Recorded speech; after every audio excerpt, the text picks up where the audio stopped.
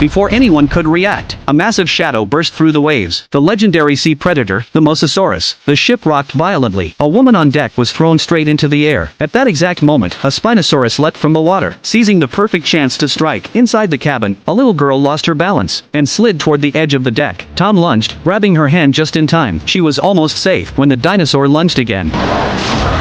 The girl narrowly dodged, but the crew now realized the truth. They were under a joint attack from the Spinosaurus and Mosasaurus. If they didn't escape this stretch of ocean, no one on board would survive. The captain gunned the ship toward a nearby island, risking running aground. But what they didn't know, the island held an even deadlier secret. 6 years ago, scientists had conducted dinosaur hybrid experiments here. When the project failed, the island was sealed off, and all the failed creatures were left behind. Annie led the team into a farmland-like clearing. Dinosaur calls echoed all around. A long tail swept into view. It was the Titanosaurus, the undisputed ruler of the land. The doctor was ecstatic, urging Annie to collect a blood sample immediately. Overcome with awe, he walked up and touched its massive leg, tears welling in his eyes. Annie managed to draw the sample. From above, the island looked like a playground for these colossal beasts. Now, only the blood of the Quetzalcoatlus remained. That meant the team needed to reach higher ground. They climbed to a cliff, anchored their ropes, and began rappelling down. Their target, eggs in the nest, because no one could fight a full-grown Quetzalcoatlus head-on. Tom found a passage inside the cliff. An ancient ruin connected directly to the nest. The pterosaur had turned this relic into its home, and inside were over a dozen unhatched eggs. The doctor carefully inserted a needle, drawing samples without damaging the eggs. But then Sean, hammering rivets nearby, heard a piercing screech. The adult had returned. It spotted the intruders instantly, its rage sending it lunging forward, its beak striking like a spear. In the chaos, the doctor dropped the sample, right under the creature's body. Annie and the doctor were cornered, unable to move. From outside, Sean hurled his hammer with perfect aim, hitting its side, but also provoking it to full fury. The beast spun and charged. Sean yelled for Tom to pull him up, but the pterosaur tangled the rope, snatching the doctor instead.